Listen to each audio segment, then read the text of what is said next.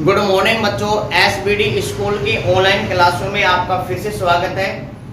तो बेटा हमने 12th क्लास केमिस्ट्री का एक चैप्टर नंबर 2 स्टार्ट कर रखा था जिसका नाम है बिलियन। इसके काफी लेक्चर हो चुके हैं और ये जो चैप्टर है ये एंडिंग पे ही चल रहा है, ठीक है। और आज का हमारे पास टॉपिक है प्राशन दाब। क्लियर है कि प्राशन दाब क्या होता है, प्राशन क्या होता है, इसी के साथ साथ आप पढ़ेंगे विषण क्या होता है। सबसे पहले प्राशन की घटना से पढ़ने से पहले हमें पढ़ना पड़ेगा विसरण, यानी कि हमें ये मालूम होना चाहिए कि आखिरकार विसरण क्या होता है। जैसे एग्जाम्पल की बात करें बेटा कि हमारे पास दो कॉर्नर है, जैसे ये हमारे पास क्या है, एक रूम है, ठीक है, और इस रूम के बीच में क्या है, एक खिड़की है। अगर इस वाले रूम में, इस फर्स्ट वाले रूम में अगर हम परफ्यूम को क्या करते हैं, यहाँ पे ओपन कर दे, मतलब परफ्यूम को यहाँ पे डाल दे, बहुत सारा परफ्यूम इसके अंदर डाल दे, तो अगर ये खिड़की खुली हुई है तो आप मुझे बताओ कि परफ्यूम के जो कण है, यानी कि जो उसकी स्मेल है, ये कौन से रूम से कौन से रूम में प्रवेश करेगी। भाई रूम नंबर फर्स्ट में से सेकंड में ही जाएगी, क्योंकि यहाँ पे जो ए भाग है यानी कि ए रूम है, इसमें जो गैस है उसकी मात्रा कैसी है, ज्यादा है, और जो गैस सेकंड यानी जो रूम नंबर सेकंड है उसमें गैस की मात्रा क्या है, शून्य है, यानी कि गैस के अणुओं की संख्या क्या है, कम। तो किसी भी पदार्थों का अपनी अधिक सांद्रता से, मतलब अधिक मात्रा से कम सांद्रता की ओर जो गमन होता है, इसी को क्या कहते हैं, विसरण कहते हैं। तो विसरण की घटना की बात करें, जैसे एग्जांपल, अगर कोई भी, जैसे आपने क्लासरूम में भी आपने देखा होगा कि कोई स्टूडेंट जो शूज वगैरह है वो काफी लंबे समय से पहन के आ रहा है, एक ही सॉक्स को बार बार पहन रहे हैं, तो उसके जूतों से क्या आती है, स्मेल आती है, ठीक है, क्या आती है, स्मेल आती है। तो वो स्मेल पूरे रूम में फैल जाती है, क्यों भाई, किस घटना की वजह से, तो वो घटना कौन से, विसरण की घटना है। क्लियर है यहां तक। तो विसरण क्या है, किसी भी पदार्थ के अणुओं का अपनी अधिक सांद्रता से कम सांद्रता की ओर जो गमन होता है उसी को क्या कहते हैं, विसरण कहते हैं। क्लियर है यहां तक। अब यहाँ पे अगर हमारे पास जो खिड़की है, अगर यहाँ पे एक झिल्ली लगा दी जाए, ठीक है, अगर यहाँ पे एक झिल्ली लगा दी जाती है, तो अब जो आपके पास ये पदार्थ के कण हैं, ये एक झिल्ली से होकर गुजरेंगे, मतलब विसरण होगा। अभी भी पदार्थ अपनी अधिक सांद्रता से कम सांद्रता की ओर जाएंगे, लेकिन अब किससे होकर गुजरेंगे, एक झिल्ली से होकर गुजरते हैं। तो जब कोई भी पदार्थ अपनी अधिक सांद्रता से कम सांद्रता की ओर एक झिल्ली के माध्यम से गुजरता है, तो उस घटना को क्या कहते हैं, प्राशन कहते हैं। तो प्राशन और विसरण में देखो, अगर समानता की बात करें तो समानता क्या होती है, प्राशन में भी पदार्थ के कण हैं वो अपनी अधिक सांद्रता से कम सांद्रता की ओर जाते हैं, जबकि विसरण की बात करें तो विसरण में भी जो पदार्थ के कण हैं वो अपनी अधिक सांद्रता से कम सांद्रता की ओर गति करते हैं। अंतर किस चीज का है, प्राशन में जो भी पदार्थ होते हैं वो अर्ध पारगम्य झिल्ली से होकर गुजरते हैं, ठीक है, बताएंगे क्या होती है, अर्ध पारगम्य झिल्ली से होकर गुजरते हैं। और इसी के साथ साथ जो विसरण होता है उसमें किसी भी प्रकार की झिल्ली नहीं पाई जाती है। अब हमें क्या करना है, इस प्राशन की घटना को समझना है, लेकिन उससे पहले सिर्फ आप एक बात ध्यान रखना, हमारे पास कोई भी जो पदार्थ है वो अपनी अधिक सांद्रता से, अधिक सांद्रता, और सांद्रता का मतलब समझना, मात्रा से यह ध्यान रखना, इसमें अपनी अधिक सांद्रता से हमेशा किस ओर गति करेगा, कम सांद्रता की ओर गति करेगा। अब हमें प्राशन को पढ़ना है और प्राशन दाब को पढ़ना है, इसको हम एक प्रयोग के द्वारा पढ़ेंगे इसमें। तो ऐसा करो भाई, आप सभी जल्दी से हेडिंग डालो, प्राशन दाब हेडिंग डालो, और मेरे साथ साथ डायग्राम बनाओ भाई, आप सभी डायग्राम बनाना मेरे साथ साथ भाई। इसमें देखो हमारे पास दो कंटेनर है, एक कंटेनर नंबर फर्स्ट ये है, और यहां पे हमने एक ट्यूब जोड़ रखा है, पाइप जोड़ रखा है ऐसे, यहां पे ऐसे। क्लियर है? इसी के साथ हमारे पास कंटेनर नंबर 2 है, और इस कंटेनर में भी एक ऐसे पाइप जुड़ा हुआ है। ठीक है, यहां पे इन दोनों को आपस में ऐसे जोड़ा गया है एक पाइप के द्वारा। यहां पे इस कंटेनर को नाम दिया कंटेनर नंबर फर्स्ट, इसको नाम दिया कंटेनर नंबर सेकंड। अब यहां पे हमने क्या कर रखा है, यहां पे विलयन ले रखा है, और विलयन में क्या क्या प्रेजेंट होते हैं भाई, विलेय और विलायक के कण क्या होते हैं, प्रेजेंट होते हैं। हमने फर्स्ट वाले कंटेनर में एग्जांपल के लिए हमने लिया है 5 ग्राम NaCl का जलीय विलयन लिया है, यानी कि विलयन के रूप में क्या लेंगे, हम नमक का विलयन लेंगे, और नमक कितनी परसेंटेज में, यानी कि कितना ग्राम प्रेजेंट है, 5 ग्राम प्रेजेंट है। क्लियर यहां तक? इसी के साथ जो दूसरा कंटेनर है उसमें हमने विलयन लिया है 20 ग्राम NaCl, और क्या NaCl का क्या लिया हमने, जलीय विलयन लिया इसमें। क्लियर यहाँ पे? अब अगर हम यहाँ पे बात करते इसमें, जैसे 20 की जगह हम 2 ग्राम ले लेते हैं इसमें, ठीक है, तो हमने 2 ग्राम क्या लिया, NaCl लिया है। अब हमें क्या करना है, यहाँ पे देखना कि विलेय की मात्रा कितनी है और विलायक की मात्रा कितनी है। तो 5 ग्राम NaCl का जलीय विलयन है, तो इसका मतलब हमारे पास इस विलयन में 5 ग्राम तो क्या होगा, NaCl, और NaCl यहाँ पे किसका काम करेगा बेटा, विलेय का काम करेगा। जबकि जल, भाई विलयन कितना हमारे पास 100 ग्राम है, तो 5 ग्राम अगर NaCl है तो 95 ग्राम क्या प्रेजेंट होगा, H2O यानी कि जल प्रेजेंट होगा, और इसकी मात्रा अधिक है तो ये किसका काम करेगा, विलायक का काम करेगा। क्लियर है? इसी तरह कंटेनर नंबर सेकंड में जो जलीय विलयन है NaCl का, वो कितने ग्राम, 2 ग्राम NaCl का जलीय विलयन है। इसका मतलब जो हमारे पास विलयन है उसमें NaCl की मात्रा कितनी है, 2 ग्राम, और NaCl यहाँ पे किसका काम करेगा, विलेय का काम करेगा। और अगर हम बात करें यहाँ पे जल की, यानी कि विलायक की बात करें, तो भाई 100 में से 2 ग्राम तो क्या हमारे पास NaCl है, तो 98 ग्राम क्या प्रेजेंट है यहाँ पे, विलायक यानी कि जल प्रेजेंट है।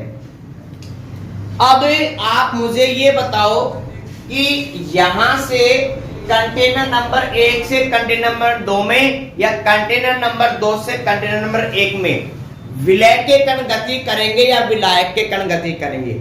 मतलब आप मुझे ये बताओ कि विलेय के कण किस कंटेनर की ओर गति करेंगे और विलायक के कण किस कंटेनर की ओर गति करेंगे। तो पदार्थ क्या करते हैं, अपनी अधिक सांद्रता से कम सांद्रता की ओर गति करते हैं, यही तो हमने पढ़ा है। तो यहाँ पे आप सबसे पहले ये देखो कि विलायक की मात्रा किसमें ज्यादा है, किसमें जाता है विलायक की मात्रा, सॉरी विलेय की मात्रा। भाई विलेय कंटेनर नंबर फर्स्ट में कितना ग्राम है, 5 ग्राम है, कंटेनर नंबर 2 में कितना ग्राम है, 2 ग्राम, तो सांद्रता अधिक यहाँ पे ही तो है। तो विलायक के कण क्या करेंगे, सुना ध्यान से, विलेय के कण कंटेनर नंबर ए से कंटेनर नंबर 2 की तरफ क्या करेंगे, गति करते रहेंगे। क्लियर है? इसी तरह विलायक की बात करें तो यहाँ पे विलायक कितना है, 95 है, यहाँ पे विलायक कितना है, 98 ग्राम है। तो ज्यादा मात्रा कहाँ पे है, ज्यादा सांद्रता कहाँ पे है, यहाँ पे है ना। तो विलायक के जो कण हैं वो कंटेनर नंबर 2 से किसमें गति करेंगे, कंटेनर नंबर फर्स्ट में। क्लियर है? कब तक गति करेंगे बेटा, ये जब तक गति करते रहेंगे जब तक दोनों तरफ विलेय की मात्रा बराबर ना हो जाए, विलायक की मात्रा बराबर ना हो जाए, यानी कि उस पदार्थ की दोनों कंटेनर में मात्रा जब तक बराबर नहीं हो जाती है तब तक ये गति करते रहेंगे। क्लियर है यहां तक सभी को? अब हमने क्या किया, सुनना ध्यान से, यहाँ पे इनके बीच में हमने लगा दी अर्धपारगम्य झिल्ली। ठीक है, SPM, इसको कहते हैं SPM का नाम होता है सेमी परमेबल मेम्ब्रेन, जिसको हिंदी में क्या कहते हैं, अर्धपारगम्य झिल्ली। अब जितने भी बायो के स्टूडेंट हैं वो सभी अर्धपारगम्य झिल्ली से परिचित होंगे और इसी के साथ साथ उनको एग्जाम्पल भी मालूम होगा। क्लियर है? अर्धपारगम्य झिल्ली क्या होते हैं बेटा, वो सुनना ध्यान से पहले आप। जैसे हमारे पास एक दरवाजा है, ठीक है, एक दरवाजा है, हमारे पास ये स्थान A है और यहाँ पे B है। किसी भी व्यक्ति को A से B स्थान पे जाना है तो अगर दरवाजा क्लोज है, सुना ध्यान से, अगर दरवाजा क्लोज है तो क्या वो व्यक्ति गुजर पाएगा? क्या नहीं। तो ऐसा जो हमारे पास कंडीशन है इसको कहते हैं अपारगम्य। अपारगम्य का मतलब होता है जिसके आर पार गुजरा ना जा सके, उसको क्या कहते हैं? अपारगम्य कहते हैं। अगर ऐसा हो कि ये दरवाजा हमारे पास कैसा, इसमें कुछ जाली वगैरह लगी है और ऐसी जाली लगी हुई है जिसमें छोटे आकार के साइज, छोटे बच्चे तो आसानी से गुजर सकते हैं लेकिन बड़े व्यक्ति गुजर नहीं सकते हैं। आपने देखा होगा ना, जंगले वगैरह हैं ऐसे जिसमें बच्चे क्या होते हैं, उन सरियों से बीच से पार निकल जाते हैं। तो ऐसा ही कुछ हमारे पास ये स्ट्रक्चर है। अब ये बताओ मुझे आप, इन दोनों में से या सभी, मतलब छोटे और बड़े जो व्यक्ति हैं, इनमें से छोटे व्यक्ति यानी कि जो बच्चे हैं वो आसानी से गुजर सकते हैं ना, आसानी से गुजर सकते हैं। तो ऐसे मतलब यहाँ पे क्या कर दिया गया है, चयन कर दिया गया है कि भाई छोटे बच्चे जा सकते हैं, बड़े नहीं जा सकते। तो ये एक ऐसा रास्ता है जहां से छोटे बच्चे हैं केवल वही गुजर पाते हैं, बड़े नहीं गुजर पाते। इसीलिए ऐसी झिल्ली क्या कहते हैं, अर्धपारगम्य।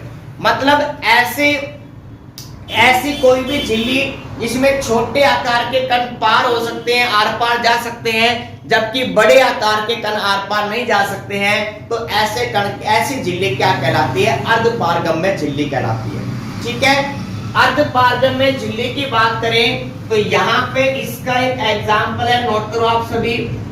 इसका एग्जाम्पल है पोटेशियम फेरोसाइनेट। क्या नाम है, एग्जाम्पल क्या बेटा इसका, पोटेशियम फेरोसाइनेट। इसी के साथ साथ जो जंतु कोशिका होती है, ध्यान रखना, हमारी जो कोशिका होती है वो भी कैसी होती है, अर्धपारगम्य झिल्ली होती है। भाई कोशिका का अगर आपने डायग्राम बनाया है तो कोशिका के अंदर केंद्रक होता है, माइटोकॉन्ड्रिया होता है, गोल्जिकाई होता है और इसी के साथ ईआर होता है। तो कोशिका से केवल कोशिका रस बाहर निकल सकता है, मतलब यहाँ पे केवल तरल पदार्थ आर पार जा सकता है। कभी भी कोशिका बाहर निकलते हैं क्या, नहीं निकलते। ऐसा थोड़ी ना कि कोशिका से सीधा ही केंद्रक बाहर निकल गया, इसमें ऐसा नहीं होता है। तो कोशिका की झिल्ली कैसी है, एक अर्धपारगम्य झिल्ली का उदाहरण है। इसी तरह हमारे पास एक एग्जाम्पल और है, पोटेशियम फेरोसाइनेट। पोटेशियम फेरोसाइनेट ये एक एग्जाम्पल है, किसका है, अर्धपारगम्य झिल्ली का है, जो एग्जाम में आता है। क्लियर यहां तक। अब ऐसा हो भाई, अगर दरवाजा खुला है तो भाई छोटे आकार के भी व्यक्ति जा सकते हैं, बड़े आकार के भी जा सकते हैं, बच्चे भी जा सकते हैं। तो वैसा गेट क्या कहलाएगा हमारे पास, वो कहलाता है पारगम्य। तो 3 प्रकार की झिल्लियां होती हैं। पारगम्य मतलब जिसके आर पार जा सकता है, छोटे हो चाहे बड़े आकार के कण हो, सारे आर पार गुजर सकते हैं। नेक्स्ट है अपारगम्य, जिससे ना तो छोटे आकार के जा सकते हैं, ना ही बड़े आकार के जा सकते हैं, मतलब वहां से किसी भी प्रकार के कण आर पार नहीं जा पाते इसमें। एक होता है अर्धपारगम्य, जिसमें छोटे कण के, जो छोटे आकार के जो कण है ना, वो तो आर पार जा सकते हैं, लेकिन जो बड़े आकार के कण है वो गुजर नहीं पाते। ऐसी झिल्ली क्या कहलाती है, अर्धपारगम्य झिल्ली कहलाती है। तो यहाँ पे अर्धपारगम्य झिल्ली है, इसी के साथ यहाँ पे विलयन भरा हुआ है। इस विलयन के ऊपर दाब लग रहा है और ये दाब कौन सा है, एटीएम, एटमॉस्फेयर यानी कि वायुमंडलीय दाब लग रहा है।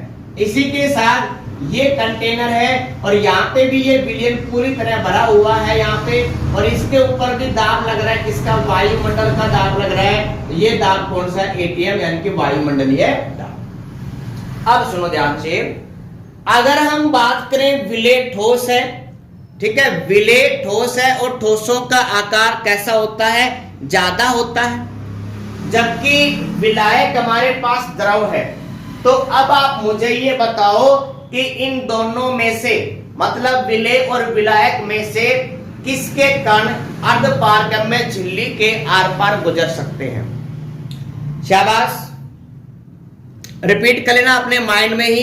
भाई किस प्रकार के करेंगे, भाई विलायक के कण कैसे हैं, छोटे छोटे कण हैं, और विलेय के कण कैसे हैं, बड़े हैं। तो ध्यान रखना, अर्धपारगम्य झिल्ली से केवल और केवल किसके कण गुजरते हैं, विलायक के कण गुजरते हैं, विलेय के कण नहीं गुजरते हैं। भाई इसका एग्जांपल अर्धपारगम्य झिल्ली का आपने देखा होगा, आटा छानने की छलनी या चाय छानने की जो छलनी होती है, चाय पत्ती सारी ऊपर रह जाती है और जो चाय वो सारी नीचे चली जाती है। सेम कंडीशन है यहाँ पे, चाय के अंदर जो चाय पत्ती है वो विलेय है और जो चाय बनी हुई है वो विलायक है। क्लियर है यहाँ तक, इसमें विलायक है इसमें। तो यहाँ पे अगर हम बात करेंगे तो यहाँ पे विलेय के कण नहीं गुजरेंगे।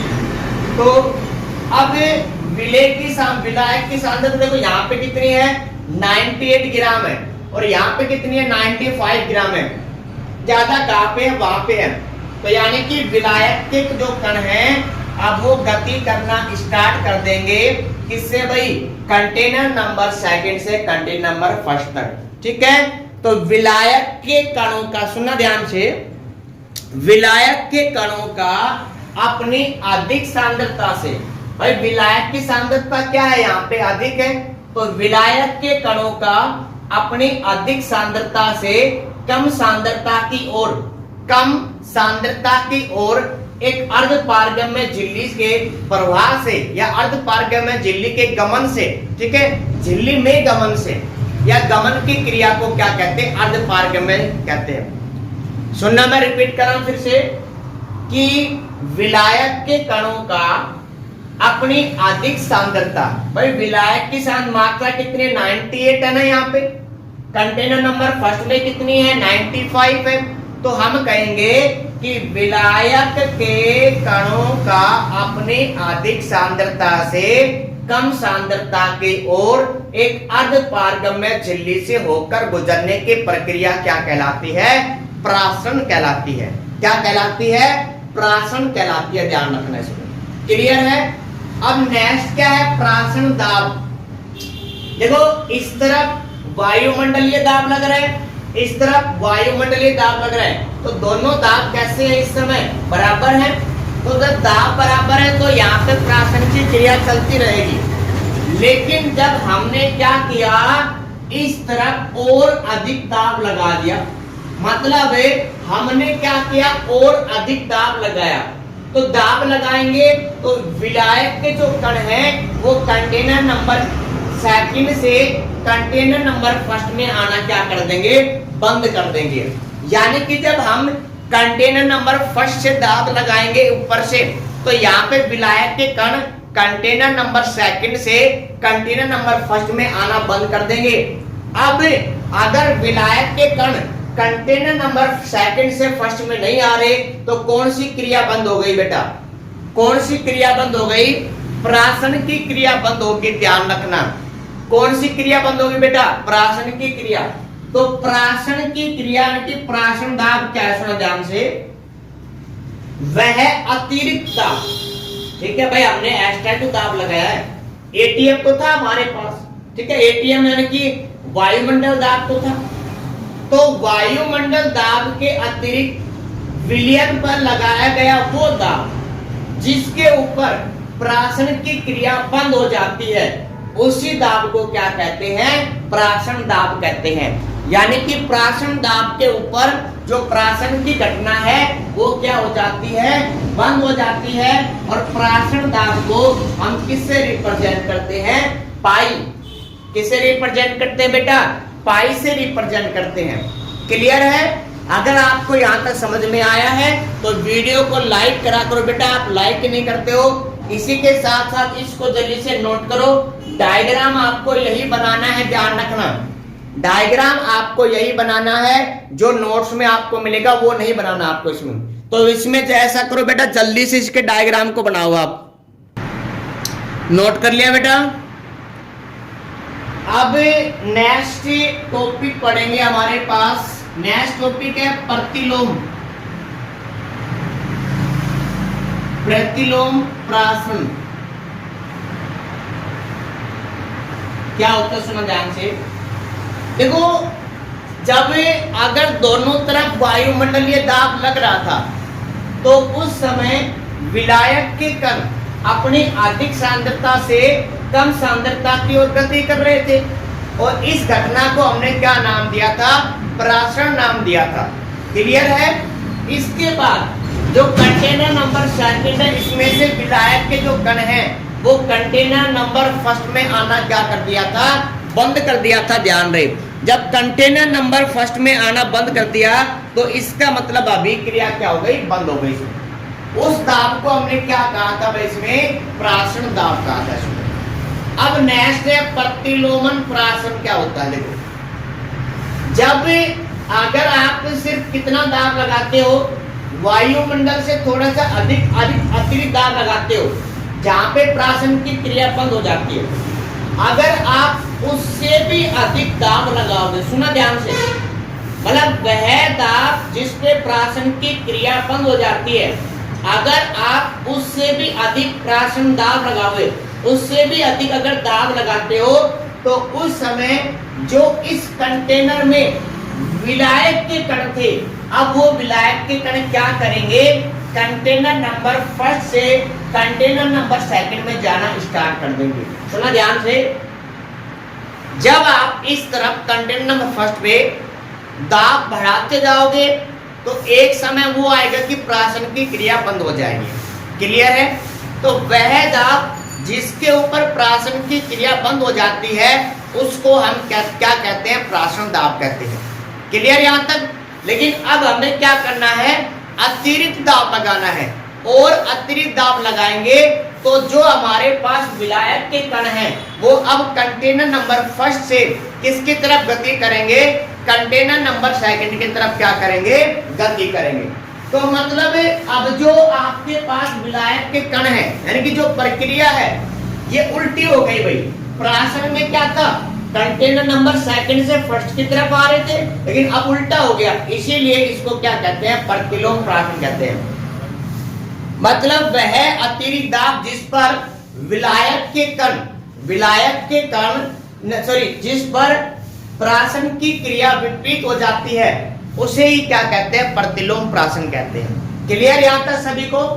तो अब हमें क्या करना है? कुछ फॉर्मूले पढ़ने हैं, और जो हमारे पास ताप है, दाब है, आयतन है, सांद्रता है, इनके बीच में हमें रिलेशन निकालना है कि आखिरकार इनके बीच में क्या संबंध होता है। क्लियर बेटा यहां तक? तो ध्यान रखना, जब आप अधिक दाब लगाओगे तो प्राशन की क्रिया बंद हो जाती है, उसको कहेंगे प्राशन दाब, और प्राशन दाब से भी अधिक दाब लगाओगे, प्राशन दाब से भी अधिक दाब लगाओगे तो प्रतिलोमन प्राशन होगा इसमें। क्लियर है? वॉन्ट ऑफ के अनुसार प्राशन के नियम,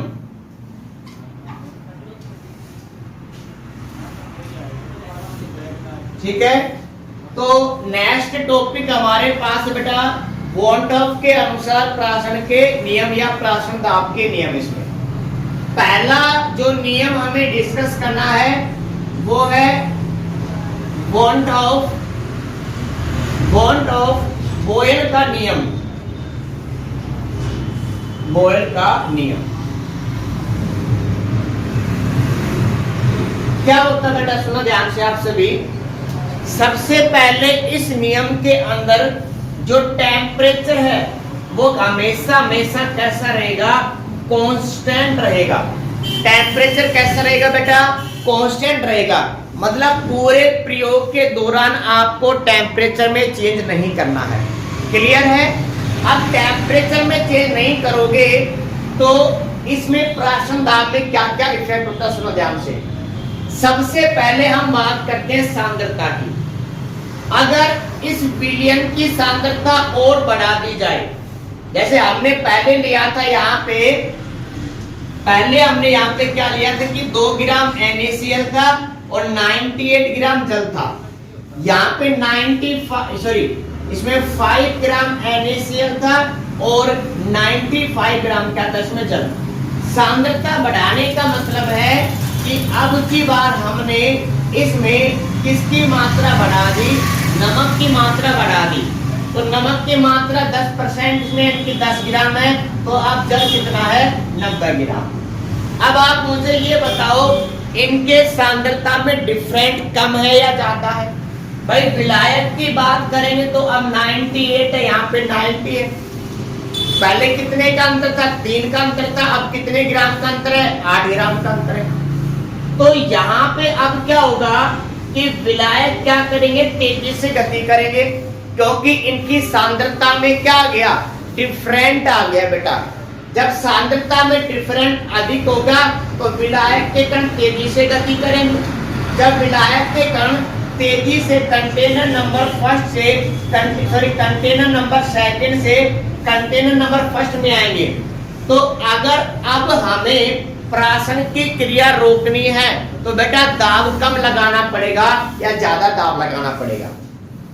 जैसे एग्जांपल, अगर बाहर से के सामने से अगर बहता हुआ पानी धीरे आता है तो हमें उसको रोकना है, एक सामने से बहता हुआ पानी स्पीड से आता है तो हमें उसको रोकना है। तो आपको दाब किस में लगाना पड़ेगा, जहां से स्पीड से पानी आएगा। तो यही तो विलायक भी तो यही है, अगर सांद्रता में काफी अधिक अंतर है तो जो विलायक है वो जल्दी से क्या करेगा, गति करेगा, तो उस समय हमें दाब क्या लगाना पड़ेगा, ज्यादा दाब लगाना पड़ेगा। यानी कि हम ये कह सकते हैं कि प्राशन दाब, सुना ध्यान से, प्राशन दाब समानुपाती होता है सांद्रता के। मतलब जितना ज्यादा सांद्रता में डिफरेंट होगा उतना ज्यादा विलायक के कण गति करेंगे तेजी से, और जितने ज्यादा विलायक के कण तेजी से गति करेंगे उतना ज्यादा हमें दाब लगाना पड़ेगा उसको रोकने के लिए, और वो दाब क्या होगा, प्राशन दाब होगा। क्लियर है? अगर हम इस विलयन के आयतन को बढ़ा दें या इस विलयन को क्या कर दे, तनु। भाई विलयन के तनु करने का मतलब है कि इसके अंदर हम जल की मात्रा बढ़ा दें। सुनना ध्यान से, हम इसके अंदर जल की मात्रा बढ़ा दें, विलायक की मात्रा बढ़ा दें, तो अब विलायक की मात्रा में काफी अधिक अंतर नहीं होगा, लगभग बराबर रहेंगी। अगर इन यानी कि कंटेनर नंबर फर्स्ट और सेकंड में अगर विलायक का अंतर कम है तो अब आप मुझे ये बताओ, क्या कंटेनर नंबर सेकंड से विलायक के कण फर्स्ट में स्पीड से जाएंगे? क्या नहीं जाएंगे, कम जाएंगे, क्योंकि अंतर कैसा है, कम अंतर है, ध्यान रखना। जब कम स्पीड से जाएंगे तो आपको दाब भी क्या लगाना पड़ेगा, कम लगाना पड़ेगा। अगर आपने विलयन में और विलायक मिला दिया तो इनकी सांद्रता में, मतलब विलायक की इसमें सांद्रता और इसमें सांद्रता दोनों में अंतर कैसा होगा, कम होगा। अंतर कम होगा तो विलायक के कम धीमे से गति करेंगे तो दाब भी क्या लगाना पड़ेगा आपको, कम। यानी कि हम ये कह सकते हैं कि जैसे जैसे हम विलय को तनु करते जा रहे हैं, जैसे जैसे हम विलय को इस विलयन को तनु करते जा रहे हैं, वैसे वैसे प्राशन दाब क्या होगा, घटेगा। तो ये इसको नाम दिया इक्वेशन नंबर फर्स्ट। हम कह सकते हैं कि पाई व्युत्क्रमानुपाती होता है V, मतलब आयतन, यानी कि हम इसको क्या लिख सकते हैं, तनुता लिख सकते हैं। मतलब जितना ज्यादा आप तनु करोगे प्राशन दाब की क्रिया उतनी ही कम होगी, प्राशन की क्रिया, और प्राशन दाब भी हमें क्या लगाना पड़ेगा, उतना ही कम लगाना पड़ेगा।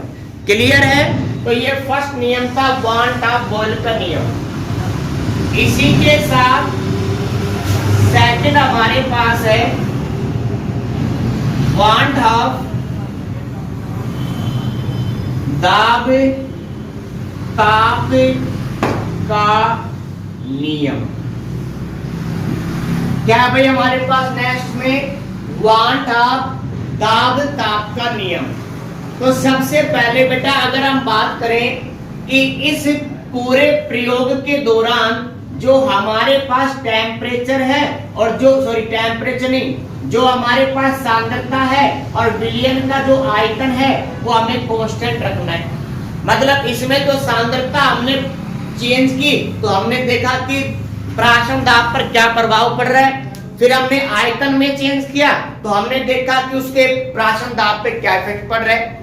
लेकिन अब की बार हमें इस प्रयोग के दौरान ना तो आयतन चेंज करना है और ना ही उसकी सांद्रता चेंज करनी है। तो हमें इस कंडीशन में देखना है कि आखिरकार टेम्परेचर बढ़ाने से क्या इफेक्ट पड़ता है। देखो भाई, यहाँ पे हमारे पास विलायक के क्या है, कण है। जब आप टेम्परेचर बढ़ाओगे, सुनना ध्यान से, जब आप टेम्परेचर बढ़ाओगे तो विलायक के कण उसमें क्या प्राप्त कर लेंगे, ऊर्जा प्राप्त कर लेंगे। भाई आप टेम्परेचर दे रहे हो ना इसको, तो उस टेम्परेचर से जो विलायक के कण वो क्या प्राप्त कर लेंगे, ऊर्जा प्राप्त कर लेंगे। और जब ऊर्जा प्राप्त कर लेंगे तो उनकी गतिशीलता क्या होगी, बढ़ जाएगी। जब गतिशीलता बढ़ जाएगी तो अब क्या होगा कि विलायक के कण कंटेनर नंबर सेकंड से कंटेनर नंबर फर्स्ट में स्पीड से आएंगे, ध्यान रखना, क्योंकि अब विलायक के कणों के पास क्या है, गतिज ऊर्जा है, ध्यान रखना। जब स्पीड से गति करेंगे तो ये मतलब यहाँ पे प्राशन की क्रिया क्या होगी, तेजी से होगी। जब प्राशन की क्रिया तेजी से होगी तो उसको रोकने के लिए दाब भी आपको क्या लगाना पड़ेगा, अधिक दाब लगाना पड़ेगा। तो हम लिख सकते हैं कि प्राशन दाब पाई समानुपाती होता है, किसके समानुपाती होता है, टेम्परेचर के। यहां तक क्लियर है बेटा, जल्दी से बताओ मुझे। इसको नाम देंगे समीकरण नंबर फर्स्ट। ये क्या कह रहा है कि जो प्राशन दाब है वो विक्रमानुपाती होता है आयतन के। तो इससे हम लिख सकते हैं समीकरण फर्स्ट और सेकंड से कि जो हमारे पास प्राशन दाब है वो समानुपाती होता है T अपॉन किसके, V के। जब हम यहाँ पे क्या करेंगे, समानुपाती का चिन्ह हटाएंगे यहाँ से, तो एक कांस्टेंट लेंगे और कांस्टेंट क्या है, R। तो ये क्या हो गया, R T अपॉन क्या हो गया, V हो गया।